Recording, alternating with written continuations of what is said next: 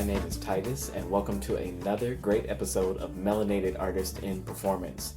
I had a really great conversation with Dr. Latasha Thomas-Durrell, who is an assistant professor and coordinator of music education at the University of Dayton. The things we talked about her musical experiences, her passion for discovering music, how to be culturally responsive in music education, who inspires her, her shock of Midwest weather, and her upcoming projects. I really enjoyed the conversation with her. I felt like I've known her for many years. It was a really great conversation, and I think you'll enjoy this episode. So, welcome to another episode of Melanated Artists in Performance. All right. Hey, what's going on, everybody? Good morning, good afternoon, and good evening to you all. Welcome to another great episode of Melanated Artists in Performance. Tonight, I will be speaking with Dr. Latasha Thomas-Durrell, who is assistant professor and coordinator of music education programs at the University of Dayton. Her experience includes teaching, being an author, presenter, and researcher in music education. She has experience at teaching at the elementary, middle, and high school band.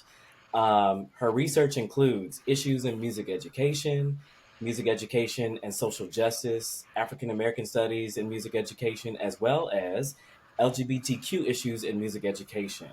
I am definitely excited to hear from her, hear her story, tell her story, and just share it with you all. So, welcome, Dr. Latasha Thomas-Durrell. Thank you. Thank you for having me today. So I want to get started with just how you got into music just in general before we get to where you are now. Yeah, I would say I became interested in music through my family. Um, my mother's mother, my grandmother, played piano, and she taught all of her grandbabies, as we're called, a few little songs on piano. Um, and we all know there's one song called "I Love My Grandbaby," so it's special to us.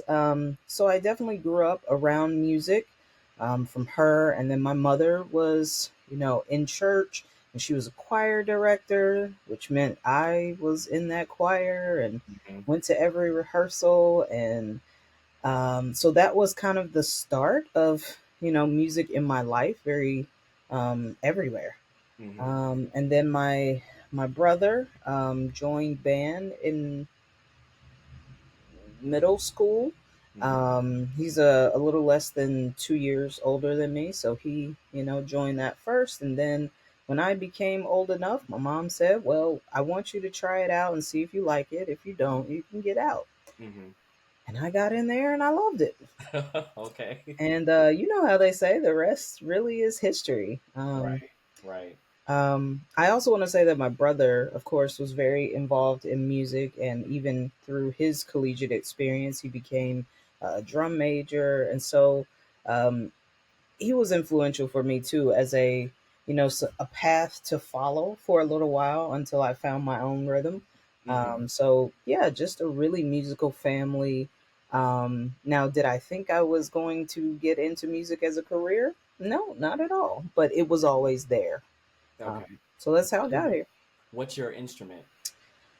So my primary instrument, the instrument I studied in school, was clarinet. Um, yeah. Of course. Um, I know all the vocal people will say your first instrument is your voice, and that's true. I've been singing since I was a little girl, Okay. but the instrument that I studied in school was clarinet. And then in high school, I also had opportunity to study and perform on trumpet and sax. Okay. I have not. I don't touch those often. Well, I do, but not in the same way. Not in like solo rep or anything like that. Right. Right. Right. Yeah. Okay. And where did you go to school? Where did you study? So I'm from Tennessee. So all of my education is Tennessee and Humboldt, Tennessee. Went to Humboldt High School, and then after that, I went to state school, UT Martin, in Mhm. Martin, Tennessee. After that, I taught for a little while. Then I went back to school. I did a performance degree, clarinet performance, at the University of Central Arkansas in Conway, Arkansas. Okay. And then after that, I went to UNCG, so North Carolina, Greensboro. Okay. and that launched me to Michigan, where I went to Michigan State University. Okay. Yeah. Wow. So you went from the South to the Midwest. So how was that? How was that transition? What was that like? You know,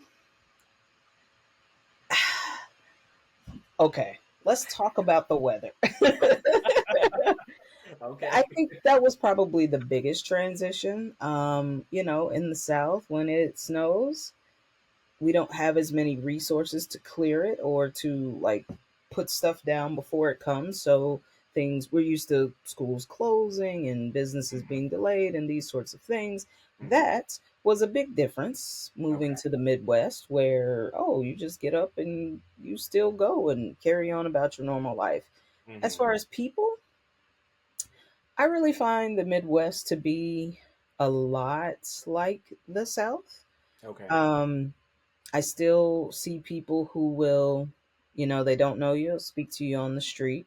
Okay. So that feels the same. Mhm. We as Southerners, we're known for our hospitality. I find that here as well in the Midwest. So the biggest shock or change was the weather. Okay. Yeah. Okay. Getting that winter coat and getting those boots. I had to get an actual, like a real coat and a coat that goes long a little bit. Somebody had to school me on that. Yeah, yeah. Yeah. So when Oh, you go oh, ahead. sorry. I will say one other thing about preparing. I had a friend when I was at Michigan State, Jen Justino, who helped me get my first ever winter preparedness kit. And so now I just have it. I've added to it over the years and what I do. So in the summer or the warm months, I Mhm. have warm stuff in my car, things like that. Okay. But when that first frost comes in, I switch the pack over to the winter stuff. And I'm Okay. like, so I always credit Jen Justino for helping me become a true Midwesterner. Okay. It's good to have people looking out for you. That's it. And she's Because from New York, so oh, then yeah, she definitely would yeah, know. Cold, she had my back. snow, Yeah. all of Yeah. it. That's good. Um, so when you said you come from a musical family. So was it so as you are uh, performing, going through your musical journey, was the expectation for you to stay in it, becoming, or was the family just kind of like, we love you, whatever you're interested in, we're going to support you, or our what was that like? So a little bit of both. My parents are, and at that time of college, they were divorced. So with mom is like, whatever you get into, I support you. Go and do great. And the college itself was always the expectation. Hmm. But what I decided to get into, there was never any push one way or the other. Now, my father wanted me to follow the money. Okay. And so, much to his chagrin, I was really sold on being a teacher of Okay. some sort at the time. So there was I mean, there was pressure, but it wasn't, some people have that, I will only support you if you do this thing. I didn't have that. Right. But there was just a little light pressure of, don't you want to be a doctor? Joke's on you. I'm a doctor now. Right, right. Yeah. But yeah, there was no pressure or no sort of funneling toward music. It was just find what you're supposed to do in life, and you have my support. Okay. That's good.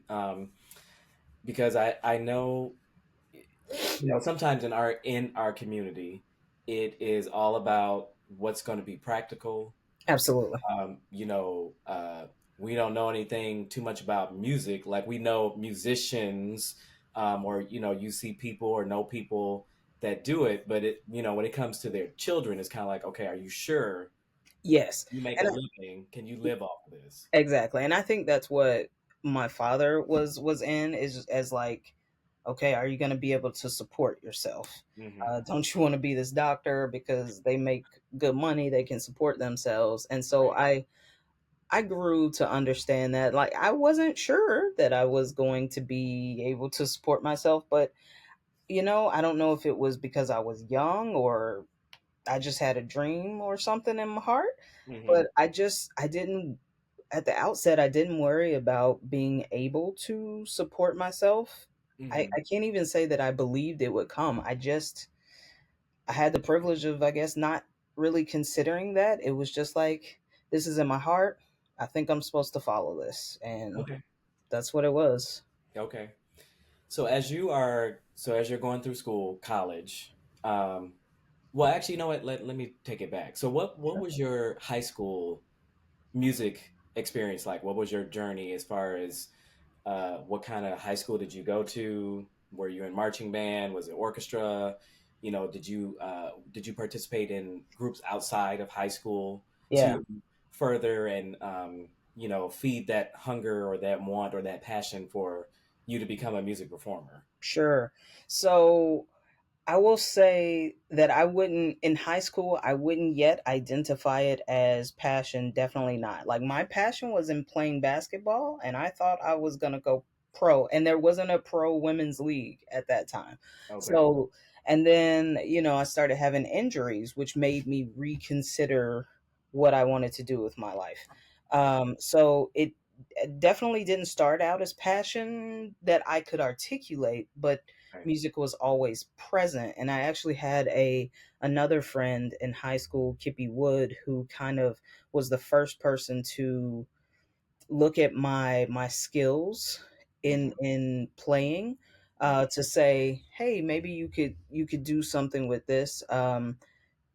She was the reason why I tried out for the All West band. So yes, I did marching band. um, I did jazz band. Hmm. um, was there another band? I also played basketball, but so I was pretty busy, Okay. and um, there weren't there wasn't a lot of orchestra. I don't remember strings in Hmm. West Tennessee at that time. Hmm. So it was very much band and wind ensemble type of thing. Okay. Um, and that was fun for me. Band was the place where you see all your friends. You're Hmm. hanging out, you're going to competitions on Saturdays, and Hmm. so you get real close with people. And I it just felt good making music with people. Hmm. Um, I didn't really have my only other musical outlet outside of at home, family singing songs and whatnot was church. Okay. Um, and that was a big part of it. So there's church and school. Um, and so those were my musical outlets, other than part of the time, having some piano whatever with my grandmother, because she played for a church as well. So Okay. those were my outlets. I wasn't in like a band, like a garage band or anything like that. I don't know if they're doing that with clarinet. So Little French um, clarinet yeah. alternative. Yeah. So the schools that you went to, were they predominantly black? Was it like a mixture? Is it mainly white? What was that? you know as I was going to school, I would say in my undergraduate experience, I didn't necessarily notice. Mm-hmm. I was very much of like, I'm studying. I got my head down doing the things, but all of my education is from PWIs, Okay. and so yeah. Okay. But I would say, especially in that first degree, I wasn't. But I think that's true of where I was with me. I wasn't as aware of all the goings on. So I think that is parallel to that. Like, I wasn't aware of a lot of things at that Mm-hmm. time. Mm-hmm. Um, but also in college, I was around, like, there were a good number of folks like me in bands. So Okay. um, yeah, it wasn't until other degrees that I started keying in on this more and more, Mm-hmm. finding myself in rooms where Hello, right? hello. And definitely now. Okay. But yes, that was kind of the experience. Um, and I guess I'll not retract, but as I'm reconsidering now, I've always been kind of aware of sort of my place in the room, but in musical spaces, Hmm. Hmm. it's like the music sort of overshadow. We were making music, and so I felt, I don't know, family around, but in Right. things outside of music, it was more noticeable, I would Right. say. Yeah. Okay. Okay. Um, so as you go through high school, going through college, and okay, we graduate. Um, so did you want to become a performer at first, or was it education? So when does that all that kind of transpire and transition? Yeah, so when I went to college, I had an amazing high school band director, David Keltz. Hmm. And he was just such a good teacher, and I loved his teaching style, and I thought the way he connected, I felt connected. He helped me connect with music in a way, and he believed in me, and found opportunities for me. I thought, hey, I want to do that too. So my initial um, thought was to go be a high school band director. Hmm. I had such a good experience. Maybe I can provide that experience for other students. So that was it in college, and then during college, I sort of fell in love with the performing, the practice room. To this day, I love a practice room, just going in there and working on my stuff and getting better. Like Okay. immediate, pretty immediate feedback of, Hmm. um, and so during college, I was like, oh, maybe I want to perform. Hmm. So again, I still wasn't in this place of be thinking about can you support yourself. And so Right. as I look back on it, I'm like, whoa, now I understand what my parents were were feeling. Right. But off I went. I was like, I think I want to go do this performance thing. And then I moved to Arkansas, and I got a TA there with the orchestra, and off I went to study performance. And about halfway through that degree, something wasn't feeling right. I was like, no, this isn't scratching the itch that I thought it was gonna. I Okay. still loved performing, Hmm. um, but it wasn't. I could tell that it wasn't the place for me. Okay. And also when I looked at, my studio professor at that time, she had a son, she had a whole family, and I was like, not that her experience is the only experience, but I was like, is this what it looks like? You're putting out a CD and it's so much time. And I Hmm. was like, I don't see that for me giving me joy. Okay. And so then I was like, well, I got to go back to Tennessee and do the thing I know is each Okay. band. Okay. And so that's how that kind of stepped over into performance, and then was like, nope, and came back to education. Again, just sort of following my heart for the better part of several years. I'm amazed now that I look back at it. And what eventually happened was when I went back to Tennessee to teach and I connected with students, that was when I sort of found like, oh, I'm starting to really like this teaching thing.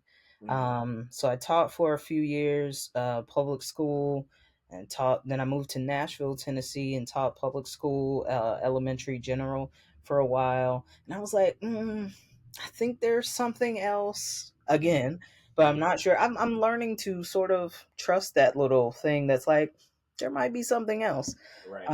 And so I went with that, and I started looking at programs. I started talking to people and asking questions. Um, and that's what led me to UNCG.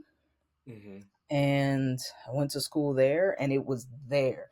Like before that, I didn't really know that people, went and got a PhD, or that they were at. I knew that people were teaching at colleges, but in my immediate area of Humboldt, Tennessee, Hmm. who was doing that? Right. So it was then in North Carolina in one of my teacher's classes, Patty Sink's class. We were instructed to find, we had to look at some sort of research study. Mm-hmm. And I don't remember what my search was, but what I found was that people were researching about LGBTQ stuff, Mm-hmm. and that was playing out in my life. I was having this sort of coming out experience throughout this time, and I was like, "Whoa, people are like, this is their work. I Mm-hmm. can do that." Mm-hmm. And so that right there was the spark of like, okay, I think I'm going back to school. Okay. And so then I started looking at PhD programs, and then I just leapt and I went to Michigan, and I did the thing. Okay. Yeah. All right. So before we get to that part, let's talk about like your experience teaching in the public schools. Mhm. So what um what was that? Well, first of all, let me just hats off to you for teaching elementary general music, because I did that for a year, and that was a lot of energy. Yes, that's what I always say.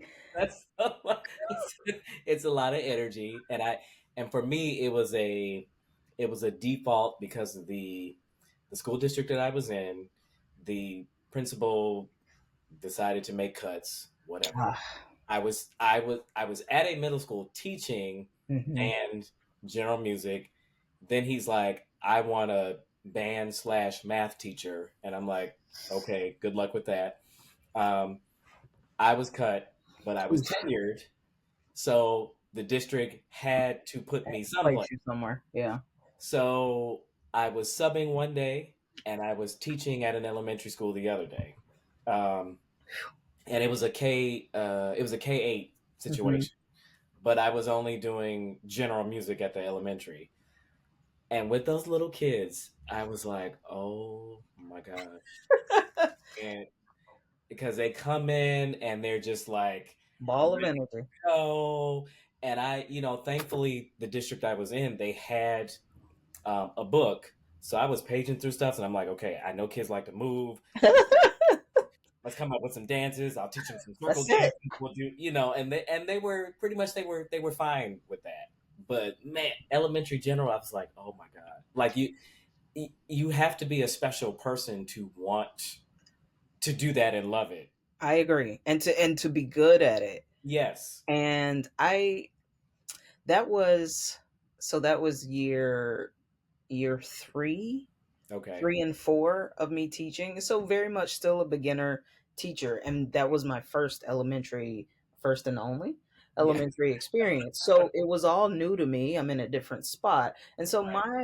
my experience was a lot like yours of Mhm. like, and I remember my schedule being like the older kids early on, and then ending with like kindergarten, Yeah. and mine was K-5. Yeah. But ending with kindergarten was like, as you're winding down, whoa, here Yeah. we go. And so I felt, don't get me wrong, like I believe that my education prepared me to teach and teach music and do well. Mhm. It set me up for that. But some of the things I know now about like Orff and Kodai and these methodologies, Yeah. I definitely didn't have that experience yet. So like the sequencing of some of those things, I was just in there trying to survive. So yeah, we had Yes. dance competitions. Yeah. Because with dance competitions, you got to be quiet at least some of the time to, and then I would taken from some of the TV that I watch, like Apollo, I'd be Mhm. like, we want to vote for these people, yeah, and they get to be loud. Oh, or is these people a little bit less? Okay, the winner, Right, right. woo! Um, we did more than dance parties, but I definitely relied on that to like, okay, we got to get some of this energy Yes. out so that we can talk about some other things. I would Yeah. not say that I definitely didn't feel that that was my place, my home. Mhm. And that's in that time was like something. something just, can I do Some it? more. Yes, but it didn't lock in like I Right, guess I thought it should lock in. right, right. Um, but I will say that, prior to the K5 experience, that middle school band, I found something there. The whole time I was thinking it was high school for me, but I actually ended up loving middle school more, the beginners. Mm-hmm. So I think if I had to stay in music and I wasn't teaching college, it'd be middle school. Okay. Which I was That shocked takes a by. that takes a special one too, because At every level does. Yeah. So yeah, the middle school experience, they were a little bit older, and you could have some different conversation. conversations, and they had things that they were into musically, and I don't know, that was just fun for me. Yeah. And so I fell in love there with middle school.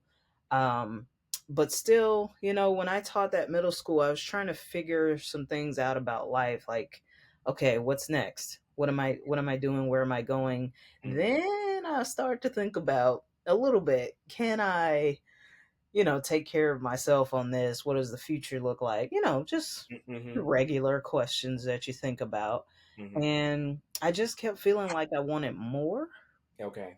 So that's when I moved to, um, um, well, I guess I was already in Tennessee. I moved to Nashville and I taught K5 there, and I knew that that wasn't it for me. Mm-hmm. Um, and whoever I talked to at the time, I think Jonathan Vest, was telling me about, doing a PhD, and I was like, okay, let me look at this. Pretty much what I don't tell a lot of people was internally, Mm-hmm. I didn't know what I was doing. I didn't know where I was going, and I was terrified Okay. that something didn't feel You were finished. unsettled. Yeah. I Okay. mean, I considered, now, not to anyone, just to myself, I thought about Peace Corps. I didn't know anything about anything. Okay. Peace Corps, military, because I knew I wanted to travel, Okay. because that's what it's about. Right. And so I was just really just, okay, what can I do? I feel unsettled, and so my thing was to go back to school. Okay. Okay. And so, but I fell in love with that feeling too, of like going to school and learning. And I was like, can I create a career out of being a learner? Mm-hmm. Turns out you can. Yeah. um, yeah, so that was kind of how all of those people. I just kept going back to school until I got to a place of, oh, I'm here. This feels So right. at this point, had you gotten your master's or a master's? So at which point? At the K5 level? Yeah. So now you've done a little bit of teaching. Yeah. So now when did you start having the thoughts of, okay, I want to go and get my master's and then another master's and then Right, right. So during the K5 experience, uh-huh.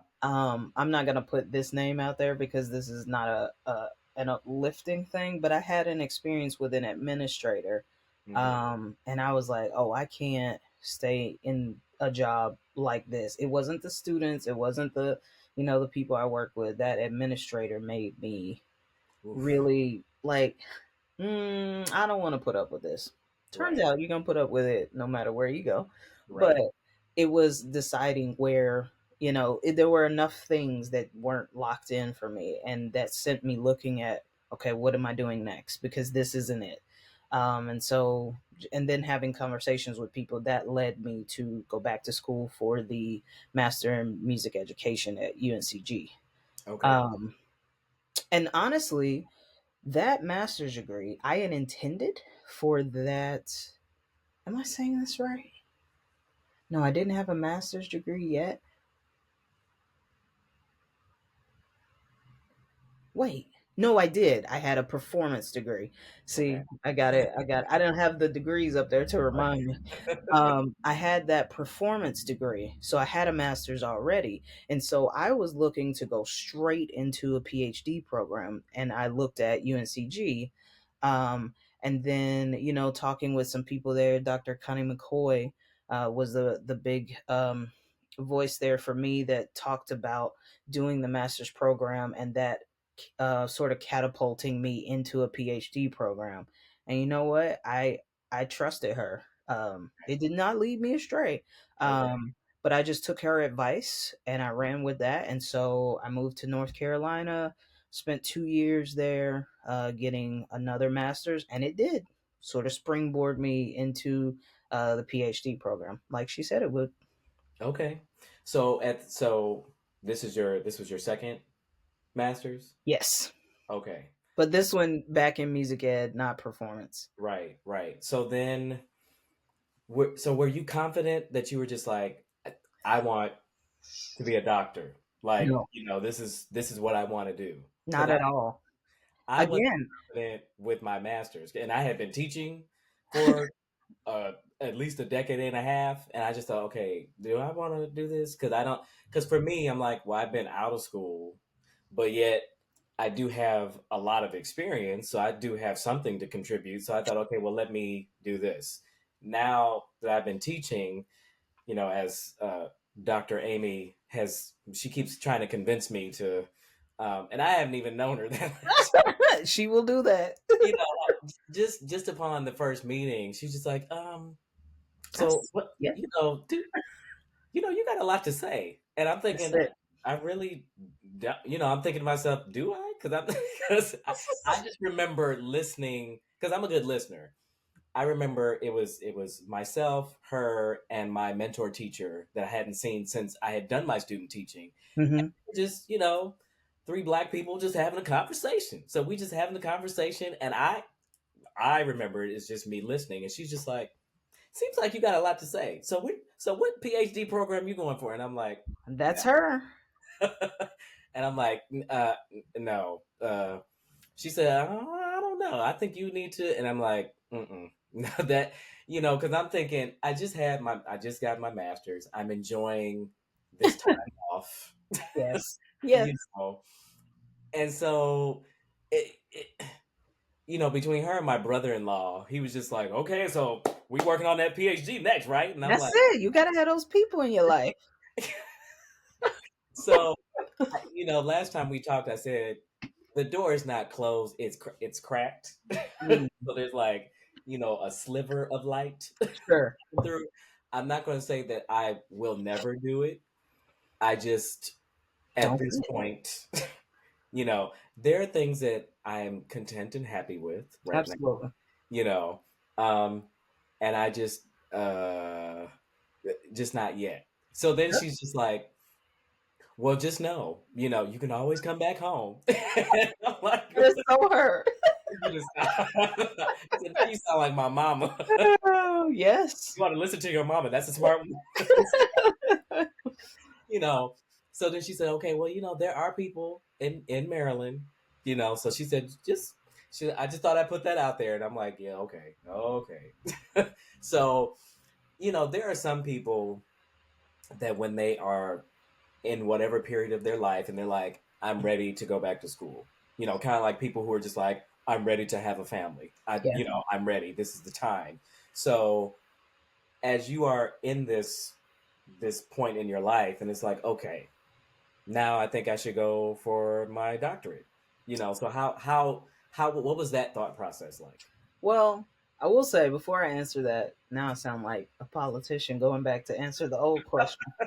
I do remember when I was deciding to go for the second master's. Now, mind you, when I'm over here teaching, I have a whole salary Mm-hmm. and I can go out to eat, and things Mm-hmm. were a lot cheaper then. Yeah.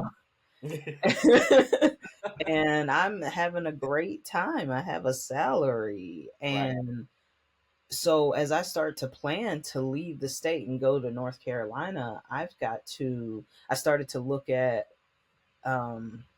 people were telling me how to look at getting a TA and getting some of college sort of paid for to work and do that. I Mm-hmm. look at that and I figure out, there's no more government money coming because you're at too many degrees. Yep. Um, and so I'm like, okay, well, I got to start putting money away in order to make this this move and to pay for the move and then to support myself because I'm going into North Carolina as an out of state resident. Yep. And that tuition was not playing. Right. Luckily for me, I did get for my second year, I did become a TA. And after that, it was like, okay, I can definitely support myself now. Okay. But there was that moment of like, all right, we got to put some money aside, and we got to, it costs real money at this point, and it's just me. Right. So we got to get it done. Right. So I did that. And so the move from North Carolina to Michigan, when I went to, was it two? I think I went to two different colleges, universities, and was on campus and going to classes and meeting people. And the feeling was good at both. And I literally remember writing a pros and cons list Hmm. of places. And then it came down to offers and things like that. And ultimately, I just knew that I had to leap. Either way I went, it was a leap. Okay. Um, and I'm moving again away from my family. Oh, I Hmm. don't know. Well, in some of these places, I don't know anyone. But Right. at Michigan State, I had one friend, Becky Marsh. She's Dr. Becky Marsh. She's over at Butler University in Okay. Indiana. She went to UNCG. Okay. um, and so she was at Michigan State as well. And so she had told me about Michigan State and sort of talked it up to me, and that's kind of how Michigan State got on my radar. Okay. Um, and so I was like, okay, I know her there, and she would be a year ahead of me, and then the offers, and so that is how I went through my pros and cons list, and then I was just like, I think I have to do it. I have to Okay. go. um, and I remember, talking to my loved ones and saying, I got to do this again. Okay. Um, and so I remember being up on campus, touring the facility and meeting with people and looking at. No, I came up a separate time. Once I had been accepted and agreed to go, I drove up to look at apartments and the whole thing. And this was the farthest away that I've ever lived from home, like my home Okay. state. And so that was, it wasn't as terrifying as perhaps it should have been. um I mean, that was an 11 and a half hour drive back to Hmm. home. Hmm. But I still felt young, and like I feel it in my heart. I move on it, like learning Okay. to trust that little nudge or whatever. And I just, I don't know. I will say it wasn't just leap. I'm very planned out in many things, and my Hmm. friends will tell you this. Dr. Amy will tell you this about me. And so I will do the pros and cons. I will think on it. I will ruminate. I will go over and over and like, and then I'm like, trust yourself and Hmm. go. And Okay. so that's kind of how it happened. I was just like, I feel that I'm supposed to go here, and so Okay. off I went. Okay. So now that you are doctor, um, how because you're an author, mentor, researcher, so now that you are, big time, Oh Lord, you is that what I am? you're a full on adult, full on doctor. So how do the opportunities come about as far as you uh, doing your research, publishing your research, presenting. Yeah, Because I sometimes I feel like I like to present, well, not necessarily present, but like just kind of talk to up and coming like music teachers or just kind of yeah, like mentorship type situation. So how is that? What is that like? yeah. I will say, big shouts out to my folks over at Michigan State University. Very prepared for the role that I'm in today. Hmm. Um, to that end, still, what is this, 6 years out now, and still many of the things maybe all of the written things, all the things I've had published, and Mm-hmm. all but one of the things that are on the way Mm-hmm. have been invited. That means someone, after I wrote my dissertation and put it out into the world, shout out to Dr. Juliet Hess, who was my advisor. Mm-hmm. Um, whether she watches this or not, you got to say the people's names, right? Right, of course, of course. Um, once I put that out into the world, people were like reading it and saying, "Oh, you did this.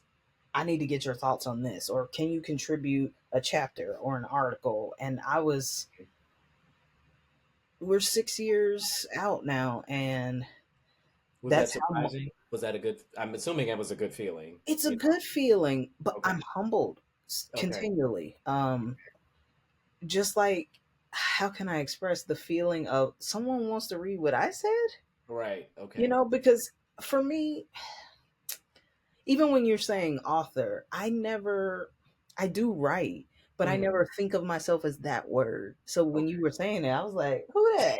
That's me. Ah, so it's kind of like, this definitely isn't a life that I saw for myself. I have still to this day, great anxiety about writing, Okay. academic writing in general. Hmm. Um, but the process, I was gonna say it's getting easier. It's not, but I'm more familiar with it. I will say, with certain processes. So from the dissertation come all of these people interested in all these things that I are in my wheelhouse, right? That I write about. And so it feels easy-ish to say, yes, I will take on that chapter and write this thing. And all the people who have been, I haven't it hasn't been my experience yet to have a negative or bad reviewer. People have been helpful in their comments. And so, once things make it to publication, I read it again. I'm like, ooh, that sounds good. Like y'all didn't see the draft. So I'm amazed. I know that the process works. I still don't love the process of editing. I don't know anyone who does, but except editors, perhaps. Right. But it's a process that I know I have to engage with as part of my career, but it's that sort of feeling of like, I guess academic writing is the thing I'm least comfortable with. Okay. So putting it out there in the world to someone, and then them, saying, "Oh, I cited you in this thing," or someone, I get sometimes people take pictures at when they're at conferences and say, they talked about you Mm. here. And Okay. I'm like, That's cool. it's such a great feeling. Yeah. And That's pretty cool. yeah, and to go from like PhD process to someone citing you is just like, how did we get here? Like, Right. it's still unreal to me. Right. Right. Um, so I will say, most of my stuff has been invited, which I love that. I don't think that's the process for everyone, for Hmm. sure. Hmm. I haven't yet waded into the water of like writing something and then shopping it around.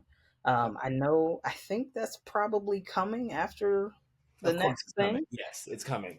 And I feel a way about that. That in the atmosphere. Lord, bless this woman. That's Bless. it. Bless it. But yeah, I think it's important for me to go and get that experience too. So then, if I'm working with students who want to engage in that, then I have my own personal experience to draw from, Hmm. um, and sort of guide them. But that's been the bulk of my experience of people writing to me and saying, "Hey, can you contribute to this?" And I'm like, "Yes, actually, yes." And it has been going on for 6 years. That's Wow, amazing to me. that's beautiful. That Yeah. is. I like hearing stuff like that. Yeah. That's wonderful. To And hear that. yeah, and I will say a lot again, it from reading my stuff, yes, but also a lot of it is people saying my name in rooms I'm not in. Mm-hmm. I know that Dr. Amy Lewis does that, and like just in the friend circle that I'm in and the things that I'm engaged in, we are all those types of people where we are saying names. And like, if I can put you on for something, I'm gonna do it. Right. So we can just get out here, and they're citing me and stuff, and so we're just helping each other, and I love that. I think that's beautiful. For presentations, now presentations aren't invited. That's where I put in for something, Okay. and then I wait for them to accept or not. Hmm. um, and so um, every once in a while, as my first year here at University of Dayton, I pretty much went overboard. I put in at a lot of places. I'm talking about 2 or 3 presentations a semester. Oh I gosh. was out here, right? And then my colleagues for the review, tenure review, they were like, "Be careful not to do too much," and I was like, "Oh, heard actually. Let me pull back," Okay. because they don't want you to burn out, you know. Okay. So I appreciated that heads up, and I started like, "Oh wow, I did 5 that year. Okay, You said, like "Let me use this degree. I'm gonna use this one." yeah, I was just, you're prepared to go. I had this, I think, this idea that to get tenure, you had to be doing so much. And don't get me wrong, you're doing a good amount of things, but I appreciate so much that people ahead of me were like, you're gonna get there. Don't do too much too soon. Like, Okay. pace yourself. It's a marathon, not a sprint.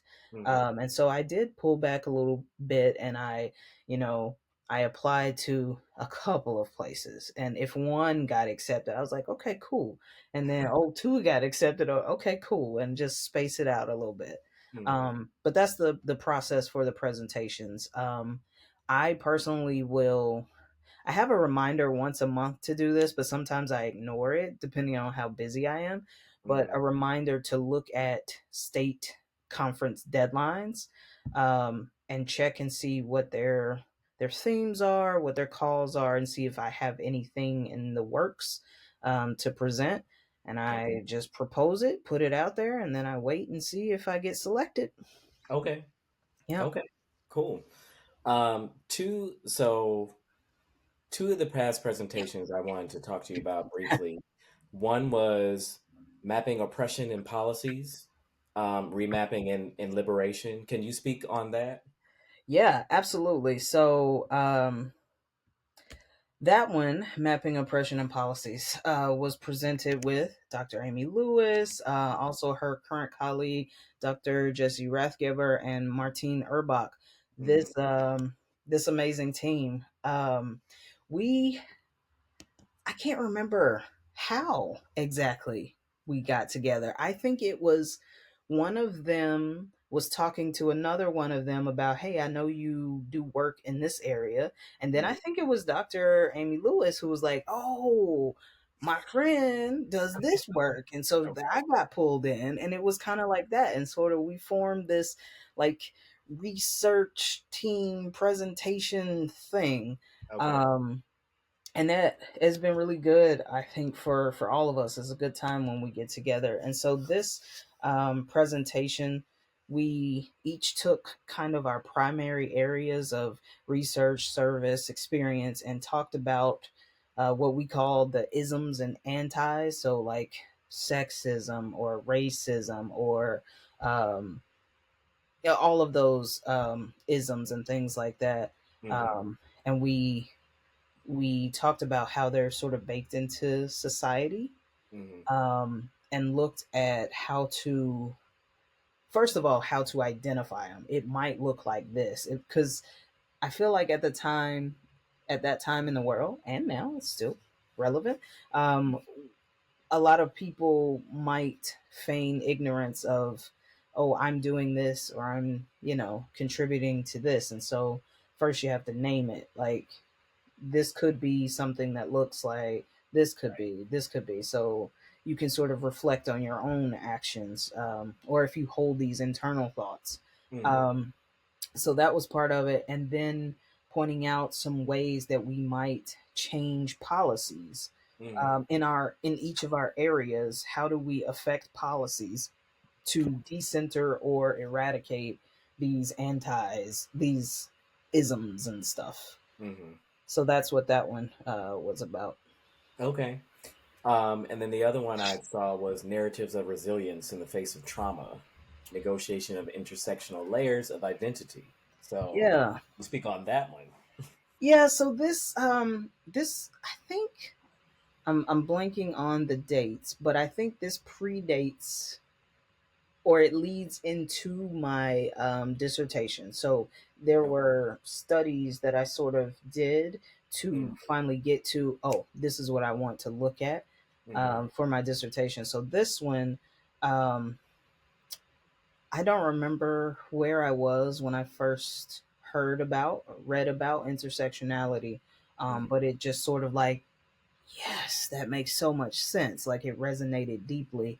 Um, and I started thinking about like everything I write is seated in my own experience, like as a base. The curiosity comes from my own experience. Mm-hmm. Um, and so I looked at ways that I could what was it? I wanted to look at the teachers, how intersecting identities influence teachers' lives and how Mm-hmm. they present themselves in the classroom and Mm-hmm. how that influences classroom instruction, if at all. Um, Right. I I assumed that it did in some ways, Mm-hmm. and then so I ran with that to start, and then I sort of narrowed it to specifically look at the narratives of African American LGBTQ music educators in the Bible Belt, Mm-hmm. which was all about, this is where I grew up. Right. In there, we're talking about panopticon of how, these different identities sort of, it's sort of surveillance of these different identities when you stand out. It's not really you standing out, but people looking at you, trying to Uh-huh. control what you're doing, Okay. so that you can fit a certain narrative or whatever. And so that's what I looked at in that. Okay. Okay. Um, who inspires you? Oh, that's a good question. I find inspiration in so many places. Um, my mother inspires me. Mm-hmm. Um, she's, constant force in my life, and no matter what life throws at her, she just keeps going. Mm-hmm. Um, and I've had a front row seat to her resilience. And I know we're in a time where, as Black folks, we don't want resilience tied to our names, right? And I get that because Right. we we want something else. We want to, and Right. I do get it. But I have watched my mom just fight and fight for everyone, Um, so she inspires me for sure every day. But also just like people with a dream who don't let anything get in their way. Mm-hmm. And I mean that in the positive ways, not like, Mm-hmm. ooh, my career and I can't help anyone while I'm on my way, but just Right. like people who are like, yeah, you're trying to crush my dream world, but you know what? I'm just gonna I'm gonna keep going. The people who are listening to that little nudge that says, this ain't it, do something else or do something more or switch it up or something like that. That really inspires me. Mm-hmm. Um, yeah, dreamers inspire me. Okay. Yeah, And what are you most proud of as an educator? Whether it be your public school teaching, whether it be now, yeah. you know.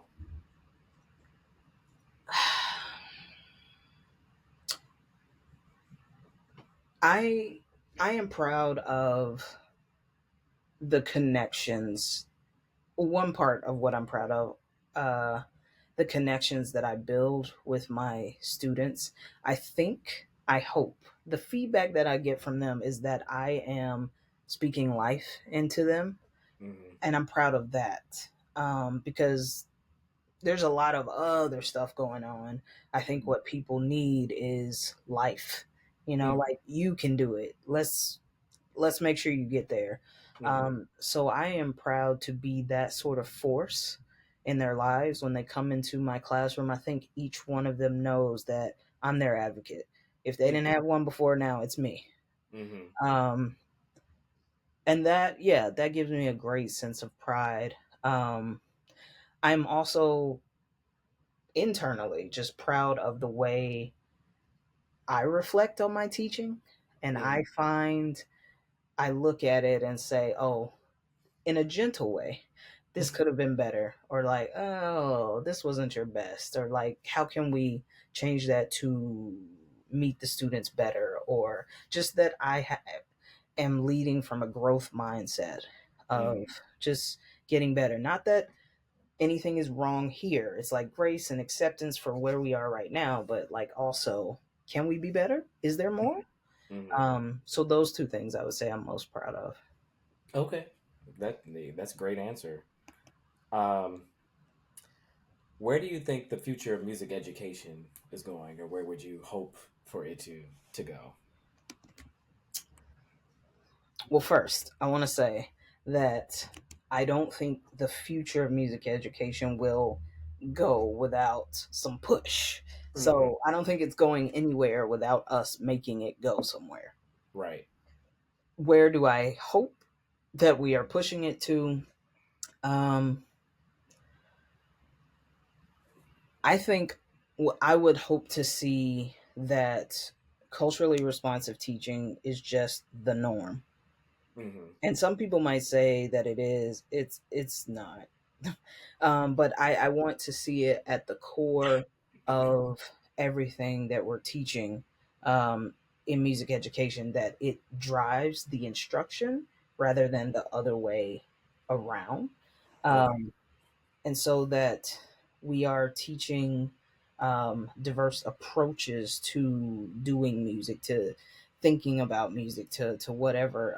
I think we've spent a lot of time in the museum of music education, and Mm. I would like to see us flip that and spend more time in the laboratory Mm. of, so Okay. where we're creating newness. Now, I'm not saying completely get rid of. Right. I'm not suggesting that at all. We need to study the things and look at the things, but I think there's so much more to look at and to Mm-hmm. study. Okay. And then we need to create the new. So, and I get that we have to prepare students for the world they're coming into, Mm-hmm. but I think we could spend more time giving students the space to create a world that they want to be in as well. So I think we can do it all. Don't Mm. ask me how. I have some ideas, but it I think it requires that at every level, wherever you teach, is that we are like going at it wherever we find ourselves. Not saying, oh, they have to start first or they're higher up, so they get no. Just we all boom and move together. um, but that's where I would like to see us do, just like an actual push and Mm-hmm. not just like, Yeah. yeah. Got you. If you weren't in music education, what other career would you Oh be man. in doing? So I have a lot of things that I'm interested in. Okay. uh, a host of things. So, okay.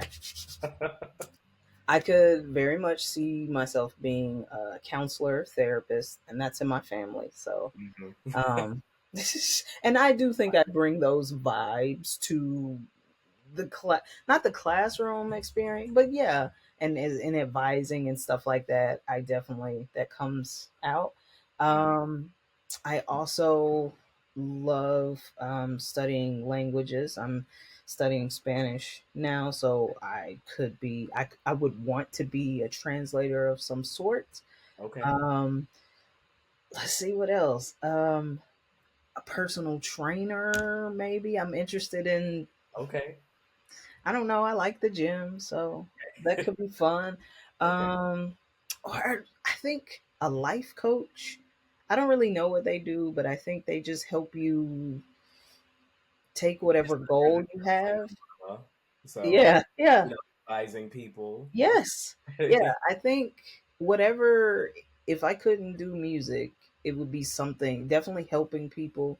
Mm-hmm. But like being in community with people is very important to me. So whatever it's gonna be, it's gonna look like that. Mm-hmm. Okay.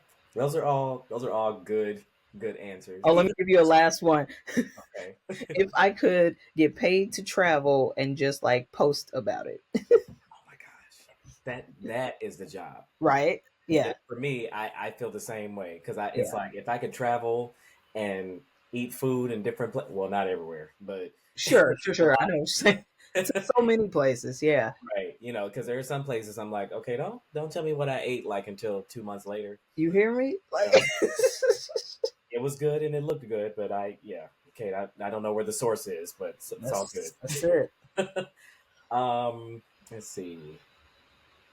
Okay, another one for you to think about. If you could have dinner with any composer, musician, past or present, or past and present, who would it be? Ooh, initially I think no, just leave them where they are. But I also am into. Well, I haven't really gotten into it, but I like the idea of music production. Hmm. So I probably want to talk to music producers. So, um, I don't know, bring me Missy Elliott, Solange, That's Timbaland. that's a good Who else is out there? Pharrell. But good also dream. people like Kirk Franklin, Hmm. Fred Hammond, like anyone doing that whole thing who create just a vibe on an album. And Hmm. yeah, I think if I had to choose someone, it'd be some of those. And I think they all still living. So let those other people rest. I think.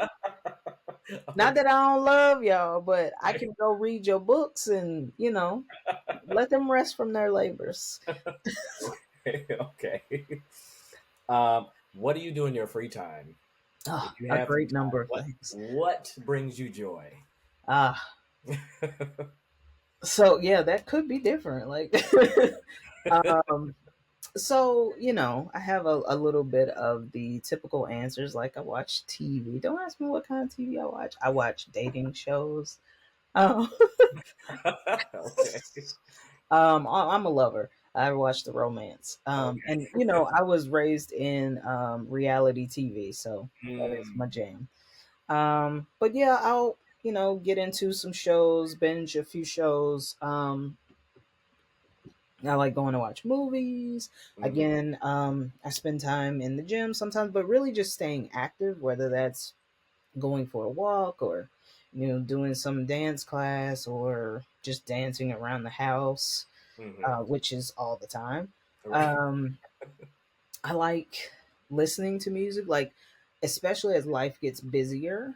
I Mhm, try to go back to how I used to listen to music, like late teens, early 20s, 30s, of just like put some music on, lay on the bed or something, and don't do anything else. Like we're mhm. not cleaning, Right. nothing. Which is I have to work on that. But I like to do that. I like to create music Well, sometimes.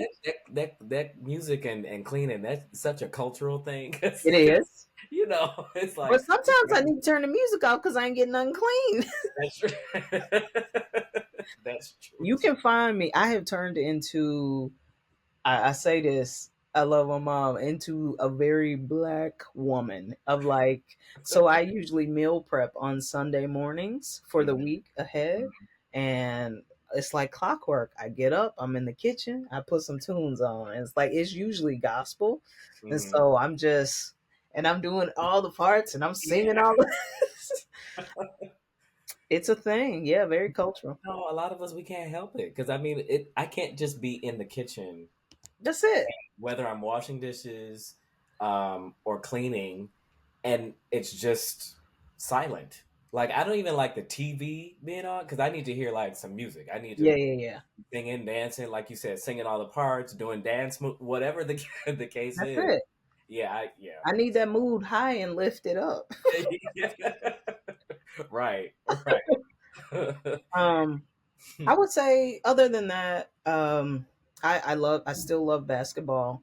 I watch a good amount of basketball, especially women's basketball, pro, college. We're a few days away from the time of college basketball. I won't say March apparently Madness getting ready to get started. that's it. And so I know I'm going to be spending quite a few hours in front of the TV. I mean, it's so much fun for me.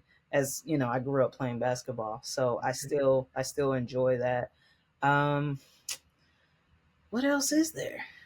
I'm trying to learn how to be a little bit of a couch potato, honestly. Just trying to decenter this work all the time, Mhm. that is so ingrained, Okay. in the culture. So I make myself rest Okay. sometimes. You I'm got you working on got the mental part of that, but the body does rest. The mind, it's a work in progress. right, right. Yeah. And the last question, what is next for you? Do you have any upcoming projects, presentations? Just what's Always. next? Yeah. So I have for this school year, I'm looking up here as I have a list of things. One more upcoming presentation in North Dakota. Oh, Um, I will say that part of that travel thing, I'll come back to that. right. Part of that travel thing that now I go and propose sessions in states that I have not been to so Okay. that I can say that I've been to that state. Gotcha. That's a whole thing. That's a good But thing. yeah, that's the other one I have. I was out in Arizona in January. That was lovely. Okay. Um, just the weather was great. The sun was out, and the people, the teachers were amazing. I was on cloud nine when I left there. Okay. Um, Other than that, I'm teaching my classes this semester. Um, I just put up my fifth year review, tenure review. Mhm. So in the immediate future is the summer and just kind of, I don't know. I don't know what the summer yet looks like. But then after that, in another year, I go up for tenure. So hopefully it's getting tenure and being promoted to associate professor in the immediate future. And then the more long term future is just continuing to teach, continuing to reflect on myself, my instruction, who I am as a person, and keep asking questions and writing the things that mean something to me, and believing and knowing that it's going to connect with someone Mhm. somewhere. Mhm. And most importantly, just staying in tune with that little voice or that feeling that's always been inside to say, this something else, do something, or sit down. This is Right. enough, stay here. Right. And I think it's always been present in my life. So if I don't feel that urge to go do something else, go, then just stay here. I will say I have loved being at the University of Dayton. It has been a great place for me to grow and learn, like, see who I want to be, sort of play around with who I want to be as an educator. And so, we'll see what life does. I will say this other thing. I said I like studying languages. I take classes here as well, Spanish classes, and at the termination of this semester, I will have the equivalent of a minor in Spanish. Oh, okay. Look at Yeah. you. So that's like also what I'm doing. Like I'm a whole student while I'm teaching. Like I While you're sit teaching. in the class with undergraduate students, which is fun actually. It's very You fun. are you are a life learner. Not So yeah, like it worked out. Actually, you can make a right. career. You do have to work, but Right. and I honestly I never imagined, but I'm very happy with professionally where life has gotten to. I turned out to be a doctor, Mhm. and I have been able to support myself. It's been great. Okay. Cool. Cool. I really appreciate that. That was a great answer. Um, all right, y'all. So I had a wonderful discussion with Dr. Latasha Thomas-Durrell from the University of Dayton. Go She Flames. knows a little bit, about music education, just a little bit, but seriously, this has been a great episode. Do not forget to like, share, and subscribe. And this has been another wonderful episode of Melanated Artists in Performance. Y'all have a good night.